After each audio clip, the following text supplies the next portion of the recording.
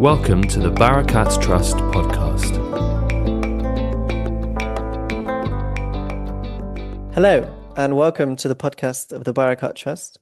I'm Thomas Adkins, Communications Coordinator, and today I'm very lucky to be joined by Michelle Apotsos, who is the Associate Professor of Art History at Williams College, and who will be telling us today all about the Islamic architecture of West Africa, including the famous mud plastering ritual of the central Djenné Mosque.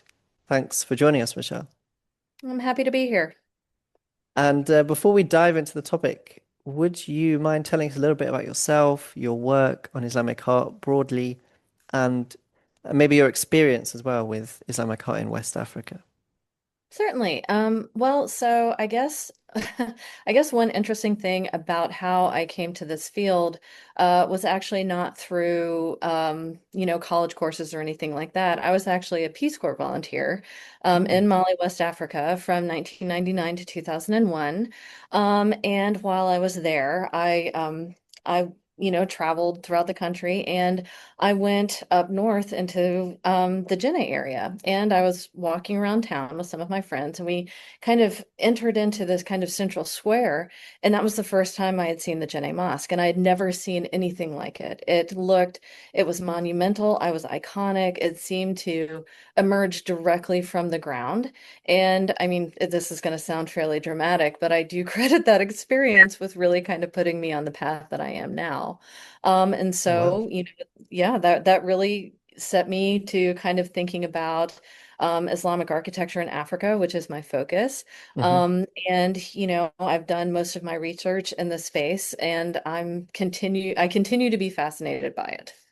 Yeah. Wow. I mean, it's a fascinating story. So, and you mentioned Djenné, I mentioned Djenné as well in the introduction. And just for brief context, where we're going to be talking about today is mostly the inland delta of the Niger River. Hmm. And I thought it was just interesting to start off with the name of another place that, for me, at least growing up in the UK, I was very familiar with from the idiom "from here to Timbuktu," the city of Timbuktu.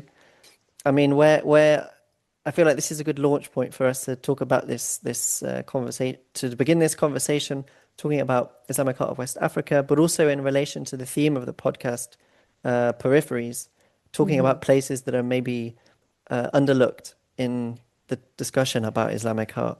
Yeah. So Timbuktu really has kind of become this icon, I think, in a lot of popular media with regards to it being kind of a metonym with the end of the earth.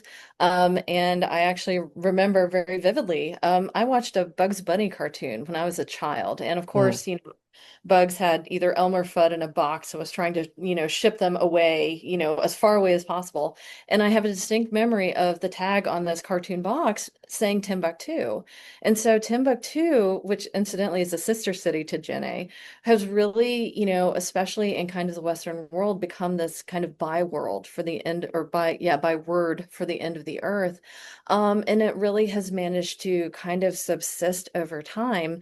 And I also think too that it is kind of a reflection of not only how this particular space just kind of, more globally, geographically, but also in the context of talking about things like Islam, how this space has really been treated as this very, kind of peripheral area, mm, this space that one really has to kind of work to get to, and that, in some ways has been hidden or has even actively kind of hidden itself from the rest of the world, which actually cannot be further from the truth.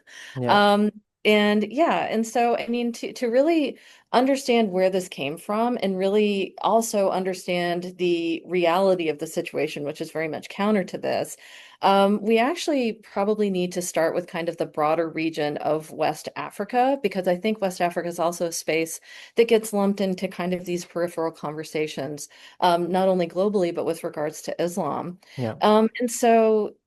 And so with regards to West Africa, we're obviously not talking about a single landscape or a single culture. This is an incredibly diverse and layered region. In terms of its geography, it encompasses kind of the parts of the Sahara Desert to the north, then down into the Sahel, which is kind of the semi-arid transitional belt that also incidentally comes from the Arabic word for shore. And then Mm. further south from the Sahel, West Africa extends into the savanna and forest regions, which are all kind of sustained and shaped by river systems like the Niger. And so it's not only an incredibly diverse cultural area, it's an incredibly diverse kind of geographic and climatic area as well. But here's where some of, kind of the some of the inappropriate interpretations come in. So it's really important to stress, though, that these regions are not, nor have they ever been kind of these hard borders, right? These spaces have very much kind of historically functioned more like corridors for people and goods and ideas that are just constantly moving over and across and through them. And it would really be this movement that would shape everything from cultural ideas to social systems and even political territories. But even then, political power was never about drawing kind of these firm boundaries on a map. Mm. It was really something that was established through controlling things like trade and river networks and ideas. And to this point, some of the most powerful empires that would emerge in this region, especially over time, these empires would rise and fall basically according to their ability to manage this exchange, right? Yeah. Um, and Islam would kind of enter into the space of West Africa in a very similar type of way. So, Islam came into West Africa probably around the 8th century, which incidentally is less than a century after the death of the Prophet Muhammad, peace be upon him.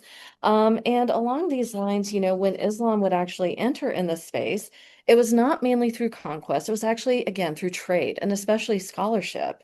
And it was able to do this because, trans-Saharan trade routes were really effective at connecting West African societies to not only North Africa, but also the broader Islamic world. And so, again, along with different resources like gold and salt that were moving between the North and the South, things like Islamic manuscripts and teachers and legal traditions Hmm. and new religious ideas were also engaging in this exchange.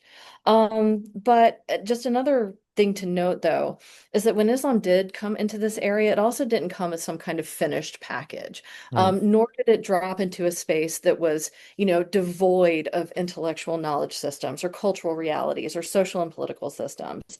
When it arrived in West Africa, itself was still kind of emerging in terms of its own identity, right?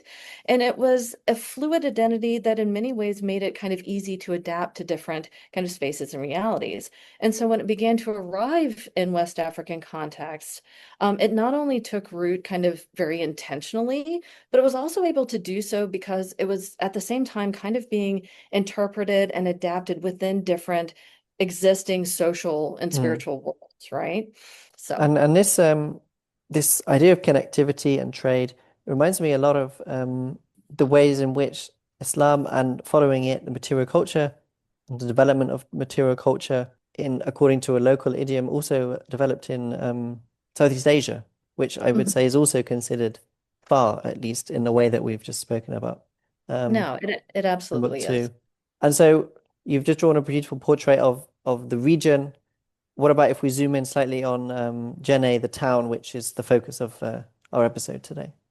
Yeah, so I would say that probably one of the spaces where a lot of these conversations and interactions becomes kind of strikingly visible, especially in a spatial way, is actually in the city of Djenné, which, as we've established, is located in present day Mali in kind of this inland delta of the Niger River. And along these lines, one of the reasons that Djenné actually represents kind of such a strong example of this is because it actually sits at a natural crossroads. So essentially, Djenné is located where kind of these riverine and these overland trade routes would intersect. And so because of this, it was actually, with its sister cities of Timbuktu and also Gao, was actually a hub of not only commerce, but also Islamic learning. And again, it would really be this confluence that would not only enable a very type of particular kind of Islamic communal identity to take place. But this identity would also go on to be reflected in the built landscape that would also emerge Mm. in this particular context that would really reveal this wonderful kind of combination of Islamic spatial ideals working with these kind of established local architectural styles, right? And honestly, this would create this collaborative approach would really make Djenné kind of this distinctive, built environment, right? Yeah. I mean, what does it look like? If you could just Yeah. describe the city from your experience and then your work since. Mhm. Yeah, so in terms of the old city, it is built almost entirely out of sun-dried mud brick. And in terms of its organization, the town itself is actually it's kind of shaped to fit within the delta. So its structures and its streets kind of wind and adjust according to this kind of organic topography. And also because the materials that are used to build this landscape, again, are primarily based on kind of earthen materials. Mm. Kind of like what I was describing when I was talking about the masjid, the structures in Djenné almost seem to emerge kind of directly out of the earth, kind of like this organic topography.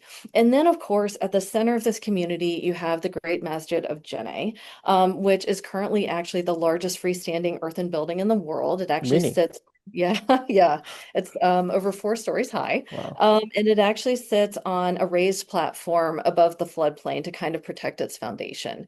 And so, like the town itself, Djenné also really appears to be kind of molded directly from the surrounding landscape. In terms of its structure, it has these very kind of thick, massive tapering walls that are made from mud brick that's been coated in a thick earthen plaster, so it appears very smooth. Mm. And further, these walls are actually punctuated by a series of wooden beams that are called Turan. All right. And these Turan actually they protrude directly from the walls. They almost give it kind of like a porcupine kind of look. Yeah. But in doing so, they actually, especially over the course of the day, create this really beautiful kind of rhythmic pattern of light and shadow that again kind of changes and creates different kinds of geometric patterning. And further, when it comes time to renovate the masjid, which happens on a yearly basis, the Turan actually serve as kind of a built-in scaffolding for workers to climb the walls and kind of, get those hard to reach spots. And on top of that, the masjid also has these three huge towering minarets that are actually part and kind of rise directly from the structure's facade. Now, one interesting thing about these minarets, though, is that if you look at their pinnacles, on the Hmm. top of each one, they're actually topped with ostrich eggs. Yeah. And these eggs they have a functional purpose. They're not only meant to kind of keep the tips of these pinnacles from eroding, but Hmm. the eggs themselves are also actually symbolic. They're often interpreted as signs of protection and also prosperity, which is kind of a nice gesture to, again, the fact that when Islam arrived in this area, it really engaged in this type of collaborative synthesis with these pre-established kind of cultural and spiritual traditions that each would kind of maintain a presence here. Yeah, so that's kind of the exterior. Now, with with regards to the interior is a little tricky, mainly because rarely are people who are not Muslims or members of the community allowed inside. This is the And so, interior of the yeah. mosque. Yeah, yeah. This is the interior of the mosque. And so because of that, most of the information that I've been able to gather about interior qualities have actually come from people who use the space regularly. Yeah. And ideally, that is where these interpretations should come from, right? Yes, yeah. Because, they are its primary stakeholders. But what I've been able to gather is that the interior really represents this kind of fundamental transition from kind of the hot and loud and busy aspect of the market square that kind of sits Hmm. directly in front of the structure. And then you go inside and suddenly you're made separate. You enter into this very cool, this very dim, this very quiet space that has a number of kind of thick earthen pillars in place that hold up the roof and create this almost kind of forest of columns on the interior. In terms of lighting, light comes in from the doors that surround the masjid courtyard, as well as from kind of occasional electric lights that are scattered at various points. But Yeah. overall, the quality of light is very diffuse, and it seems to create this very kind of close, intimate, very meditative aspect, Mm. right? And, another part of this intimacy is the fact that, these are walls that are not created through any kind of industrial process or any kind of material that way. These are walls that are created quite literally by human hands, right? Yeah. And this element really leads the structure as a whole to not just read as this monumental form or this kind of iconic form, but really as, kind of a legitimate, kind of visceral part of this community, quite literally embedded in it and really kind of kept alive Yeah. by the hands of this community, right? Um, these elements of Djenné really kind of function as kind of a key pivot for me in thinking about especially this space in relation to Islam, because neither this structure nor Djenné as a city, or really even any of the cities in the space, were ever just a backdrop for Islam in West Africa. Mm. These were spaces where trade and scholarship and community and religious identity would all kind of intersect and intermingle. And we see this in the Yeah. built landscape. And so, the Islam that would develop here from the very beginning was really rooted in local soil, right? Both figuratively and literally. Yeah. Yeah. And so, I mean, it strikes me in spite of all of these connections and the trade and the scholarship, but also just the vibrancy of the architecture that you've described, you know, you've described buildings that are incredibly well thought through, they have a logic to them. Why has West Africa remained peripheral to how we perceive the heritage of the Islamic world? If we think back to where we began with the idiom about Timbuktu, but also just more general about, or sort of more generally about our knowledge today, where does this come from? Yeah, well, so Islam in West Africa, yes, definitely is treated as peripheral, especially with regards to thinking about the Islamic world. But honestly, I think that says more about how history has been written. It definitely Mm, says more about how history has been written rather than what actually happened.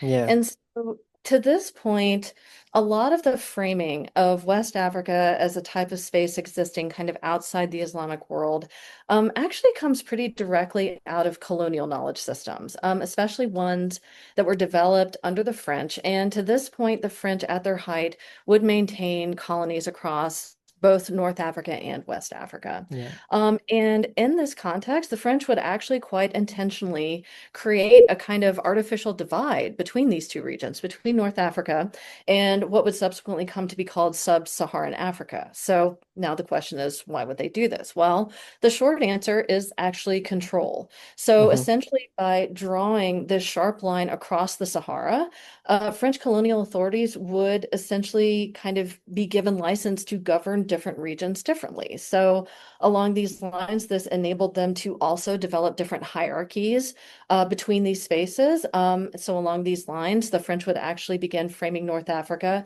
as being culturally closer to the Mediterranean and the Arab world, while subsequently portraying West Africa as this quote unquote tribal or, yeah, space outside the heart of Islamic civilization. And so essentially what this did is make this divide not so much geographical, but ideological, right? And so they would use this to not only justify separate administrative systems, but would also use it to justify things like racial hierarchies, right? And importantly, another thing that this did is it really would weaken and would really depower those long-standing trans-Saharan trade networks and relationships that had been established for so long. And so in many ways, this move would very actively and intentionally help marginalize West Africa, not only within kind of the European narrative and hmm, kind of subsequently give Europeans kind of the wherewithal to say this colonial project was in fact a civilizing mission, but it would also actively marginalize West Africa within broader Islamic and global narratives as well, right? And so you basically have the Sahara being recast as this barrier when for centuries it was actually a highway. And once you draw that desert and kind of as a hard line, any exchange across it starts to look exceptional, right? Or surprising. Even though it's been routine for years. And so all of this really played a big role in supporting a kind of deeper assumption that is at work here, right? Namely, that there yeah, is a first of all, that there is a single recognizable kind of quote unquote Islamic center, and also that places like West Africa were on the margins of it, regardless of the fact that West Africa was deeply embedded in them. And interestingly, too, this would also kind of have ripple effects with regards to not only how West Africa as a space was seen, but also how things like culture, social identity, and even architecture in West Africa was also subsequently framed, right? And so, going back to Djenné and kind of the built landscape, because much of not only its architecture, but also architecture across the Hell, at least historically, has been built using kind of ephemeral materials like mud, brick, and timber. This has meant that structures generally have required continual renewal over time. So, they don't sit statically in the environment in the same ways that structures made of stone or concrete do. Yeah. But because of this, and the fact that these structures, if they're not maintained, they tend to kind of dissolve back into the environment. This over time essentially created this illusion of absence, right? This idea that nothing enduring was ever here in the first place, and that these landscapes, they lack permanence and monumentality and any kind of historical depth, excuse me. When again, in reality, what we're seeing is not absence, but just a very different type of kind of architectural and heritage logic at work here that's rooted in cycles of maintenance and renewal and communal care. And so at the end of the day, what these assumptions really reveal is that there's actually a pretty fundamental bias present in terms of what scholars have been trained to value as kind of evidence, whether it's evidence of Islam, Yes. evidence of culture. And I mean, I'd also note too that many Islamic traditions around the world value continuity of use. That matters oftentimes much more than just preserving some kind of untouched original structure. So that evidence of repair and rebuilding in many ways should be seen as signs of life, right? Not of Yeah, yeah. loss. But these biases have in many ways kind of added fuel to the fire of positioning West Africa as this peripheral space. Again, not because it lacks any kind of Islamic history or sophistication or elegance, but because colonial boundaries and also especially material biases have really kind of basically shaped what is counted as history in the first place. And so if we start kind of reclaiming some of this, reclaiming the Sahara as a zone of connection, and began maybe considering how renewal can also be a form of material permanence, right? Then West Africa actually stops looking like the edge of the Islamic world and actually starts looking maybe even a little bit like one of its centers, Hmm. yeah. Hmm. Yeah. Well, I find it very interesting, this idea of renewal. I mean, especially because I think around the Mediterranean, especially there is a very sort of fixation on things, maybe it's buildings or stones or gravestones or documents that have survived, that Yes. have made it through. And so this idea of renewal as in and of itself as a historical source or evidence of an architectural tradition is, I mean, to be honest, new. And I thank you for introducing it to us. If we focus on the renewal and also link it back to Jenne with the mud plastering as an annual festival almost. I actually think when I was younger, I think I actually did come across this in like some National Geographic magazine with photos that were very inspiring. Could you tell us a bit more about this festival, the ritual of replastering the mosque, and why is it done? How does it take place, and who's involved? Yeah, certainly. So in terms of this renewal, so it happens on an annual basis. And although I think in a lot of these images, especially in National Geographic, it tends to look very much like the spontaneous, kind of chaotic event. And there are elements of that, but it is still actually very much planned. Okay. And so essentially how this event happens is, well, first of all, there's actually a lot of organizational elements that go into the planning before it happens. So actually weeks beforehand, various city elders and religious leaders and master masons actually come together to basically decide when the work should take place. And in this context, timing actually really does matter.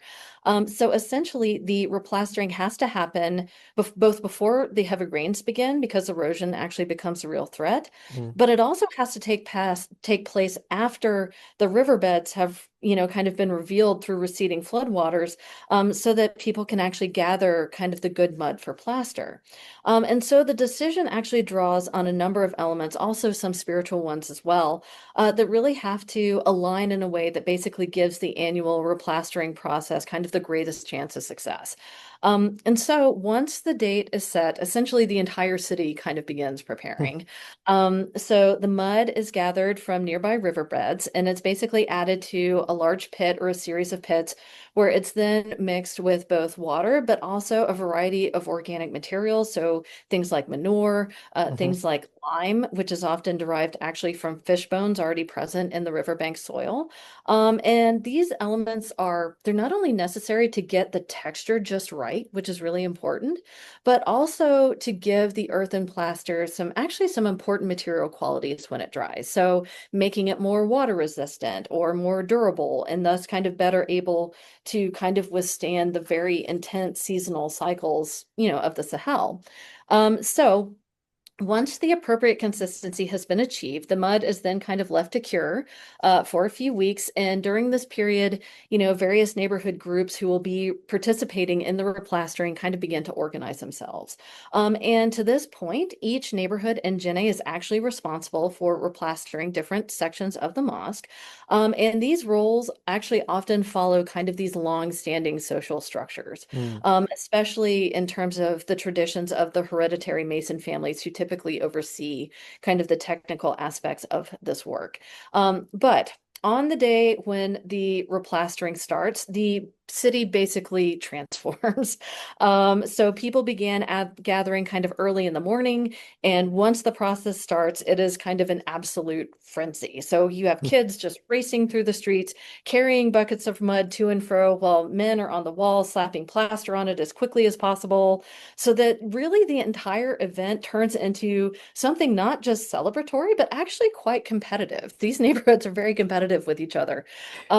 But further, while all this is going on, the more skilled masons of the town are actually climbing the Turon, which again are those mud beams set into the walls, and are working actually very quickly to press fresh mud into cracks and to kind of cover the more worn Mm. surfaces of the mosque before the sun actually dries out the plaster. That's Because also very I imagine it dries quite quickly, right? it does dry quite quickly. And that's why this process actually typically only takes a couple of hours to do the entire Which is mosque because you have impressive. so many people working and they're working so fast.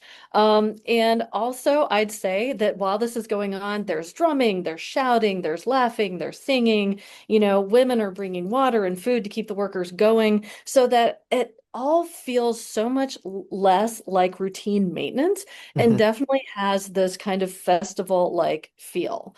And so that by the end of the day, you have this massive structure that has been entirely renewed and resurfaced and reshaped by hundreds and hundreds of hands, right?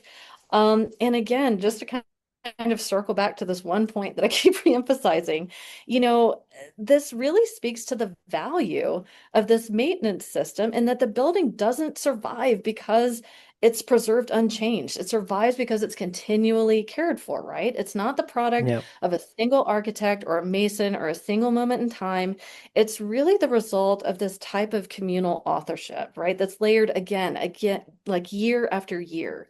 And so when we think about these structures, especially in terms of things like Islamic heritage or like questions of authenticity, again, the authenticity of this heritage doesn't lie in the presence of these untouched materials. It lies in the fact that this structure is the result of kind of a shared act of remaking. It's a visible expression of this kind of collective responsibility and devotion and kind of communal identity. Mm. So it's just a really Yeah. exciting kind of event. Did you see it when you were there? And No, I did not have a chance to see it because unfortunately, here's the problem though, because timing is so particular, mm, oftentimes you won't know until maybe even, I mean, they don't actually even really announce it until about a week or two before it happens. yeah, So, the window to get there and watch is, serendipity.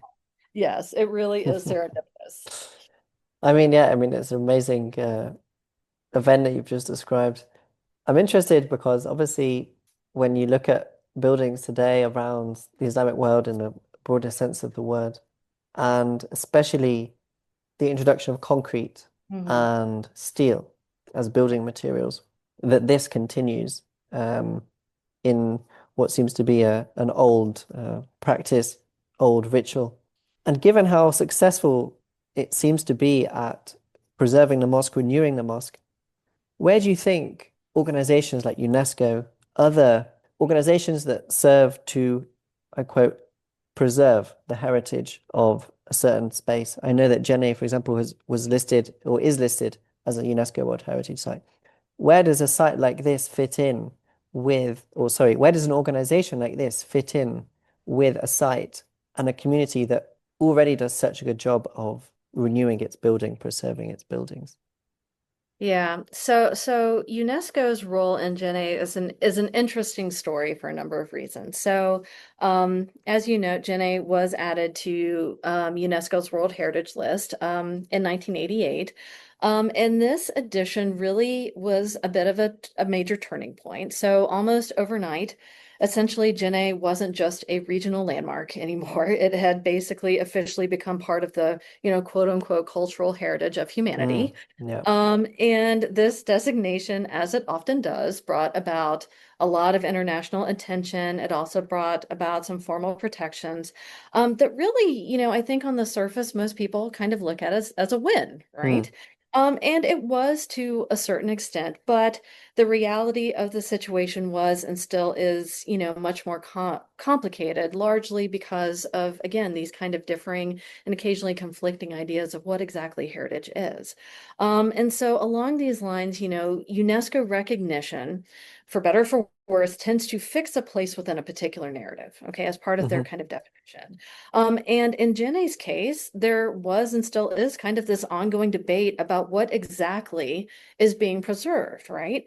So along these lines, just a little history about the current mosque. The mosque that we actually see today was actually rebuilt in 1907 with the support of the French colonial administration. Okay. Okay. And even though local masons actually used established techniques and materials to rebuild it, the fact that the reconstruction itself was still funded through the French seems to indicate, and many people have pointed this out, that, the possibility that the structure itself may in some ways have been shaped within a type of colonial framework, right?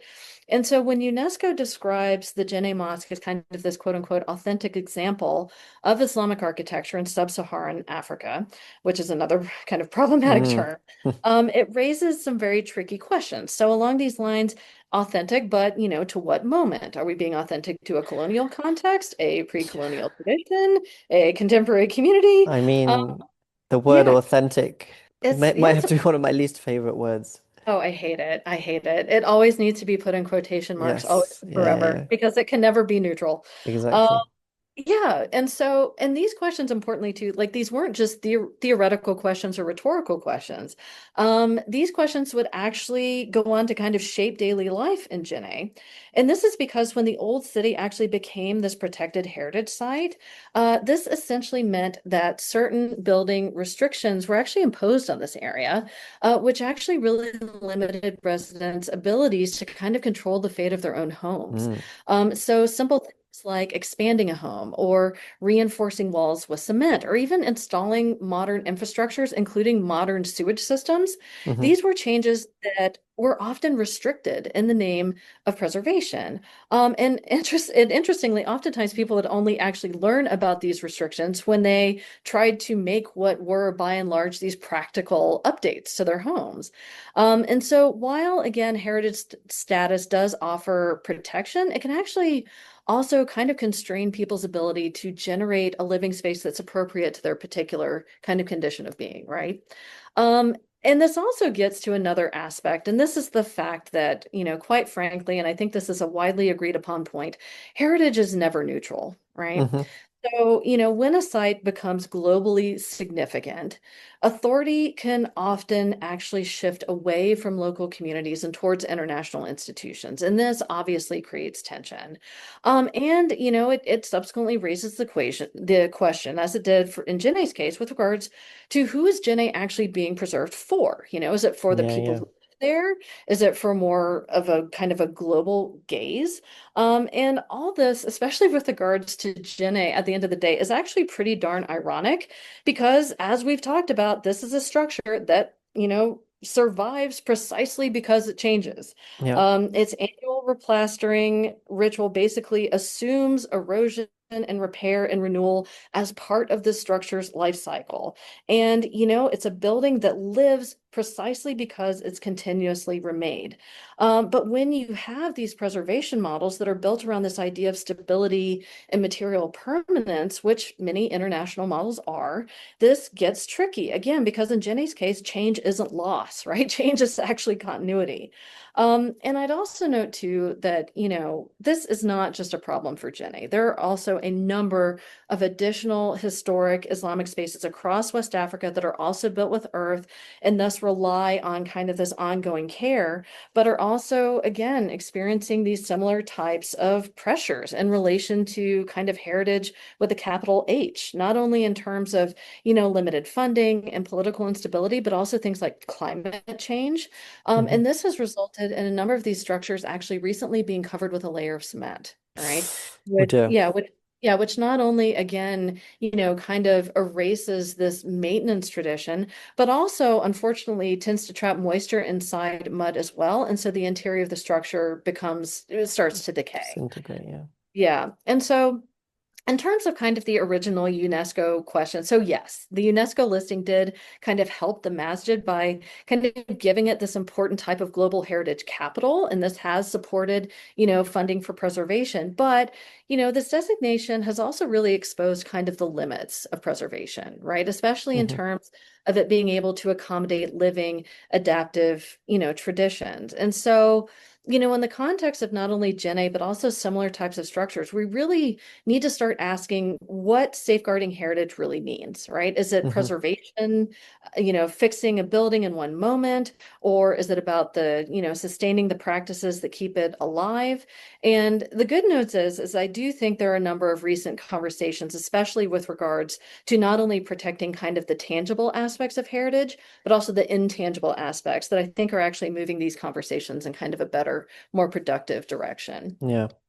So Yeah. I think if there's one thing that struck me, if I had to, pick out one thing that struck me about our conversation about Jenny, is this idea of renewal and how central that is to our understanding of heritage.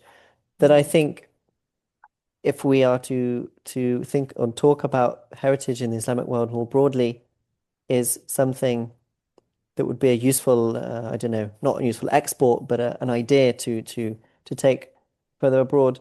Do you think there are any other, I don't know, lessons, ideas that we've talked about today or about heritage in West Africa that is useful for us to think about heritage in the Islamic world on a broader level? Yeah, no, so I do think if there's one thing that really kind of comes out of this conversation, well, well, there are a couple of things. So to talk about one is the fact that, heritage, despite how we often talk about it, isn't static, even Mm, if it is made out of earth, right?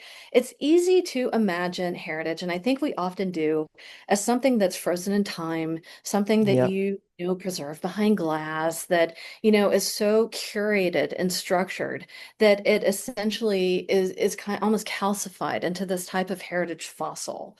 Mm, But it's important to note, again, not just with Jenny, but the reason that these objects and these practices and the belief systems that are tied to them actually endure is because they're active, right? hmm. It's because they require participation. They require our engagement. They require an encounter. And so, in Jenny's case, when a community comes together to renovate this structure, they're not just maintaining a building, right? They're actually demonstrating that heritage isn't something that you simply inherit and it's there to admire. It's actually something that you do. And so, this mosque survives because of this. And honestly, I really do think too, this tells us something important about the heritage of the Islamic world in West Africa, right? It's not a carbon copy of some distant center. It's not some relic from the past. It's deeply rooted in local materials and local climate, and especially kind of local social life, right? It lives because it lives through repetition. It lives through Mm, gathering and through this kind of shared responsibility.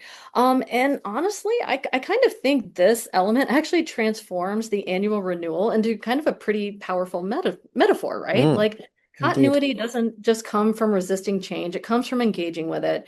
And this tradition, and really the mosque, it's not even about the structure. It's about the fact that people show up year after year to kind of make it last, right? And that's where the value of this structure, both in terms of heritage, in terms of thinking about West Africa as kind of the central space, and thinking about West Africa as a very important part of kind of the Islamic story. That's where the structure really comes in, I think. Well, thank you, Michelle, for redirecting our focus in a very important way to West Africa, specifically to Djenné, which we've discussed. I'm sure we could have another 4 or 5 episodes where we talk about each of these different cities, different monuments, different rituals. But it was lovely to have you at least for one. Well, thank you very much, Thomas. It was a pleasure to be here. Thank you. And I hope to have you back on the podcast soon. Thank you for listening to the Barakat Trust podcast.